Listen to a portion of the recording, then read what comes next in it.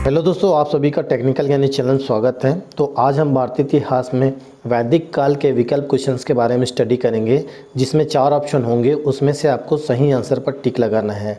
तो दोस्तों, क्वेश्चन को स्टार्ट करने से पहले अगर आप चैनल में नए हैं तो चैनल को सब्सक्राइब और बेल आइकन को ज़रूर ऑन कर लीजिए, ताकि आने वाले वीडियो का नोटिफिकेशन आप तक पहुँचता रहे।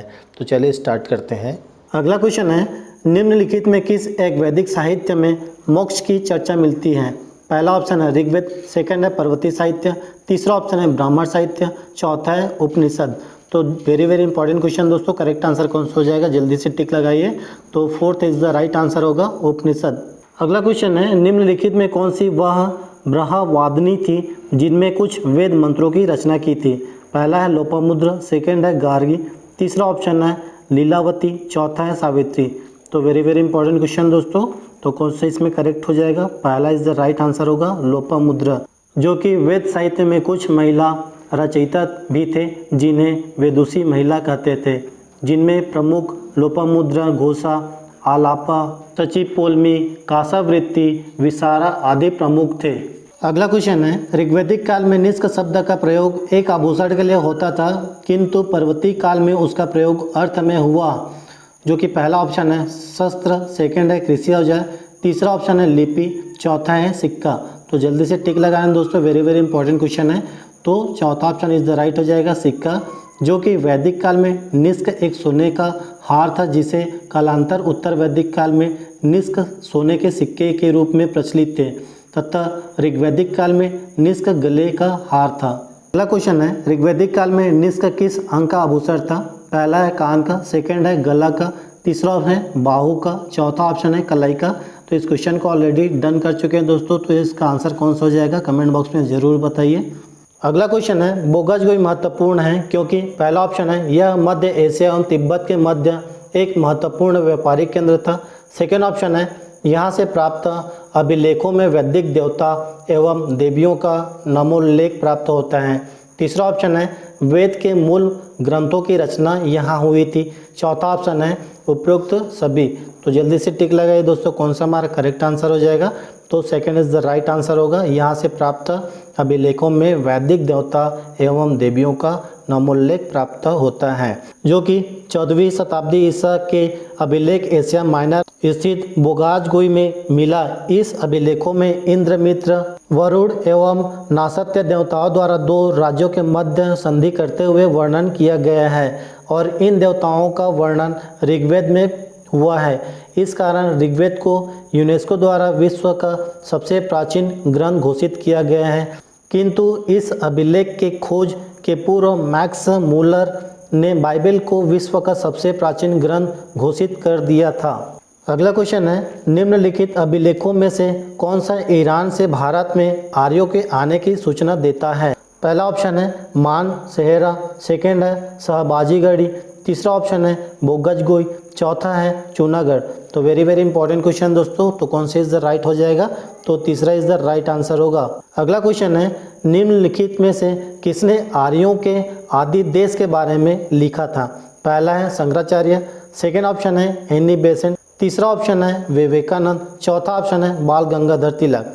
तो fourth option is the right हो जाएगा, बाल गंगाधर तिलक द्वारा किया गया था। अगला क्वेश्चन है, निम्नलिखित में किसका संकलन ऋग्वेद पर आधारित है? पहला है यजुर्वेद, सेकंड है सामवेद, तीसरा ऑप्शन है अर्थवेद, चौथा है उपरोक्त में कोई नहीं। तो वेरी वेरी इंपॉर्टेंट क्वेश्चन दोस्तों, करेक्ट आंसर कौन सा हो जाएगा? तो second is the right answer होगा सामवेद, जो कि कुल 1810 छंद है, जिसमें 75 को छोड़कर शेष सभी ऋग्वेद का है। इस कारण कहा जाता है कि सामवेद का संकलन ऋग्वेद पर आधारित है। अगला क्वेश्चन है, क्लासिकी संस्कृत में आर्य शब्द का अर्थ है? पहला है ईश्वर में विश्वासी, सेकेंड ऑप्शन है एक वंशानुगत जाति, तीसरा ऑप्शन है किसी विशेष धर्म में विश्वास रखने वाला, चौथा है एक उत्तम व्यक्ति। तो बहुत ही सिंपल क्वेश्चन दोस्तों, तो fourth option is the right हो जाएगा, एक उत्तम व्यक्ति। अगला क्वेश्चन देखते हैं, उत्तर वैदिक काल में निम्नलिखित में से किसको आर्य संस्कृत का धुर समझा जाता था? पहला ऑप्शन है अंग मगध, सेकेंड ऑप्शन है कौशल विदेह, तीसरा ऑप्शन है कुरु पंचाल, चौथा ऑप्शन है मत्स्य सुरसेन। तो आपको सही आंसर पर टिक लगाना है, जो कि पहला ऑप्शन इज द राइट हो जाएगा, अंग मगध। अगला क्वेश्चन है, गोत्र शब्द का प्रयोग सर्वप्रथम हुआ था। पहला है अर्थवेद में, सेकेंड ऑप्शन है ऋग्वेद में, तीसरा ऑप्शन है सामवेद, चौथा है यजुर्वेद। तो बहुत ही सिंपल क्वेश्चन दोस्तों, ऑलरेडी डिस्कस कर चुके हैं, जो कि second option is the right answer होगा, ऋग्वेद, जो कि गोत्र व्यवस्था का प्रारंभ उत्तर वैदिक काल से माना जाता है, जिसमें समगोत्री विवाह वर्जित था। अगला क्वेश्चन है, यज्ञ संबंधित विधि विधानों का पता चलता है। पहला है अर्थवेद में, सेकंड है ब्राह्मण ग्रंथों में, तीसरा ऑप्शन है सामवेद में, चौथा है यजुर्वेद में। तो बहुत ही सिंपल क्वेश्चन दोस्तों, तो फोर्थ ऑप्शन इज राइट हो जाएगा यजुर्वेद में, जो कि यज्ञ संबंधित विधि विधानों का पता यजुर्वेद से मिलती है। यजुष का अर्थ है यज्ञ होता है।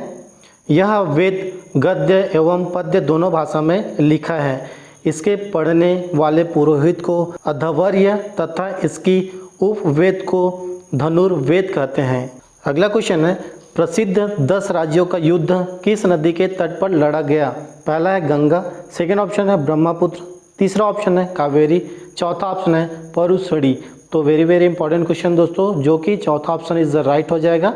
और ऋग्वेद काल में ऋग्वेद की 7वें मंडल में 10 राज्य युद्ध अर्थात 10 राजाओं के मध्य युद्ध का वर्णन है, जो कि परुसणी नदी अर्थात वर्तमान रावी नदी के तट पर हरयूपिया नामक स्थान पर लड़ा गया था, जिसमें एक पक्ष भरत जन के राजा सुदास जिसके पुरोहित वशिष्ठ थे, जबकि दूसरे तरफ 10 जन जिसके पुरोहित विश्वामित्र थे।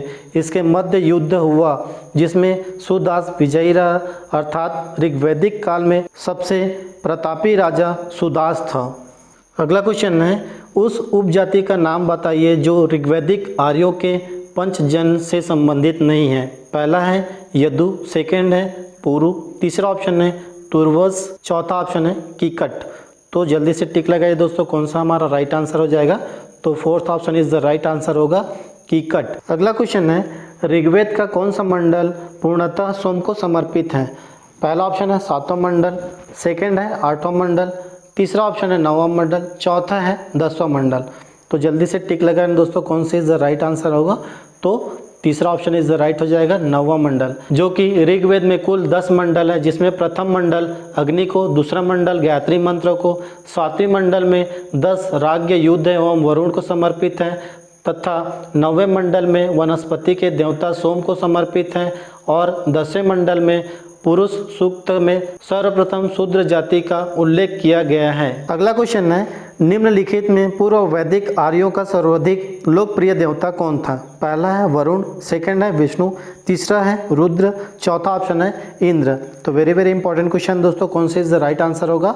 तो चौथा इज द राइट हो जाएगा इंद्र, जो कि पूर्व वैदिक या ऋग्वैदिक काल में आर्यों का सबसे महत्वपूर्ण देवता इंद्र था, और ऋग्वेद में इंद्र के लिए 250 सूक्ति की रचना की गई है। अगला क्वेश्चन है, ऋग्वैदिक साहित्य का 9वां मंडल पूर्णतः किसको समर्पित है। पहला है इंद्र और उसका हाथी, सेकेंड ऑप्शन है उर्वशी एवं स्वर्ग, तीसरा ऑप्शन है पौधों और जड़ी बूटियों में संबंधित देवगढ़, चौथा ऑप्शन है सोम और इस पे पर नामांकित देवता।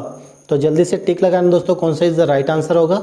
तो चौथा ऑप्शन इज द राइट हो जाएगा। अगला क्वेश्चन है, प्राचीन काल में आर्यों के जीविकोपार्जन का मुख्य साधन था। पहला है कृषि, सेकंड है शिकार, तीसरा ऑप्शन है शिल्पकर, चौथा ऑप्शन है व्यापार। तो वेरी वेरी इंपॉर्टेंट क्वेश्चन दोस्तों, वेरी सिंपल क्वेश्चन है।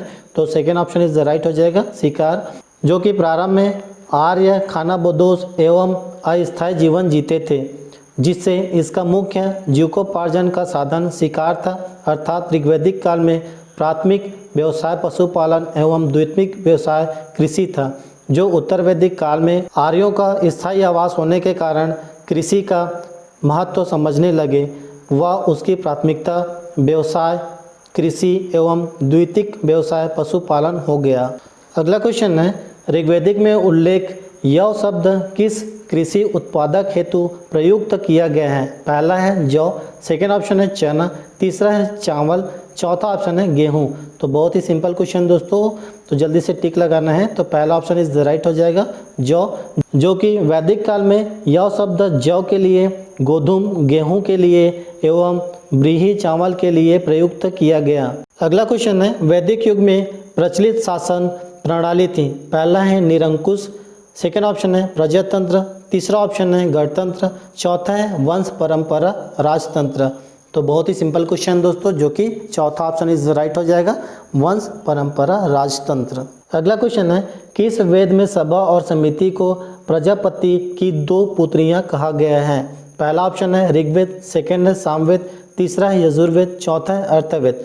तो बहुत ही सिंपल क्वेश्चन है फ्रेंड्स, तो fourth is the right answer होगा, अर्थवेद को कहा गया है। अगला क्वेश्चन है आयुर्वेद अर्थात जीवन का विज्ञान का उल्लेख सर्वप्रथम मिलता है? पहला ऑप्शन है आरण्यक में, सेकेंड है सामवेद में, तीसरा ऑप्शन है यजुर्वेद में, चौथा है अर्थवेद में। तो बहुत ही सिंपल क्वेश्चन दोस्तों, जिसका option fourth is the right हो जाएगा, अर्थवेद में मिलता है। आयुर्वेद ऋग्वेद का उपवेद है, जिसमें अर्थवेद में जादू, टोना, टोटका, रोग निवारण, समन्वय, विवाह। अगला क्वेश्चन देख लेते हैं, ऋग्वैदिक काल में जनता निम्न में से मुख्यतः किसमें विश्वास करती थी? पहला है मूर्ति पूजा, सेकेंड है एकेश्वरवाद, तीसरा ऑप्शन है देवी पूजा, चौथा है बलि एवं कर्मकांड। तो बहुत ही सिंपल क्वेश्चन दोस्तों, जिसका आंसर चौथा इज द राइट हो जाएगा, बलि एवं कर्मकांड में विश्वास किया करते थे। अगला क्वेश्चन है जिस ग्रंथ में पुरुष मेघ का उल्लेख हुआ है वह है? पहला है कृष्ण यजुर्वेद, सेकंड ऑप्शन है शुक्ल यजुर्वेद, तीसरा ऑप्शन है शतपथ ब्राह्मण, चौथा ऑप्शन है पंचविंश ब्राह्मण। तो जल्दी से टिक लगाना है कौन सा हमारा राइट आंसर होगा, तो तीसरा इज द राइट हो जाएगा, शतपथ ब्राह्मण। अगला क्वेश्चन है निम्न में किस नदी को ऋग्वेद में मातेतम, देवीतम एवं नदीतम संशोधित किया गया है? पहला ऑप्शन है सिंधु, सेकंड ऑप्शन है सरस्वती, तीसरा है वितिस्ता, चौथा है यमुना। तो जल्दी से टिक लगाइए कौन सा इज द राइट आंसर होगा, तो सेकंड हमारा करेक्ट आंसर हो जाएगा, सरस्वती, जो कि ऋग्वैदिक काल का सबसे महत्वपूर्ण नदी सरस्वती नदी थी, जिसको मतेतमा सबसे अच्छी माँ, देवीतम मतलब सबसे अच्छी देवी एवं नदीतम मतलब सबसे अच्छा नदी कहा गया है। अगला क्वेश्चन है 800 से 600 ईसा पूर्व का काल किस युग में जुड़ा है? पहला है ब्राह्मण युग, सेकंड है सूत्र युग, तीसरा है रामायण युग, चौथा है महाभारत युग। तो वेरी इंपॉर्टेंट क्वेश्चन दोस्तों, कौन सा इज द राइट आंसर होगा, तो पहला इज द राइट हो जाएगा ब्राह्मण युग, जबकि 600 से 800 ईसा पूर्व काल ब्राह्मण युग से जुड़ा है, जबकि 7वीं से 6वीं पूर्व से लेकर 3री ईसा पूर्व तक का समय सूत्र काल कहा जाता है, जबकि द्वितीय शताब्दी ईसा पूर्व को रामायण काल तथा द्वितीय एवं तृतीय शताब्दी को महाभारत काल कहा जाता है। अगला क्वेश्चन है गायत्री मंत्र किस पुस्तक में मिलता है? पहला है उपनिषद, सेकंड है भागवत गीता, तीसरा ऑप्शन है ऋग्वेद, चौथा है यजुर्वेद। तो जल्दी से टिक लगाइए दोस्तों कौन सा इज द राइट आंसर होगा, तो तीसरा ऑप्शन इज द राइट हो जाएगा, ऋग्वेद।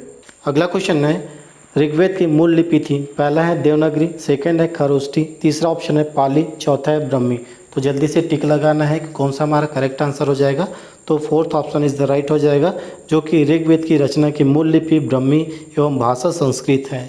अगला क्वेश्चन है अवेस्ता और ऋग्वेद में सामान्यता है, अवेस्ता किस क्षेत्र से संबंधित है? पहला है भारत में, सेकंड है ईरान में, तीसरा ऑप्शन है इजराइल में, चौथा है मिस्र में। तो जल्दी से टिक लगाए दोस्तों कौन सा ऑप्शन इज द राइट हो जाएगा, तो second option is the right हो जाएगा, ईरान में। तो आज के लिए बस इतने हैं दोस्तों, फिर मिलेंगे मोस्ट इंपॉर्टेंट वीडियो के साथ। अगर चैनल में नए हैं तो चैनल को सब्सक्राइब और बेल आइकन को जरूर ऑन कर लीजिए, ताकि आने वाले वीडियो का नोटिफिकेशन अब तक पहुंचता रहे। तब तक के लिए जय हिंद, जय भारत।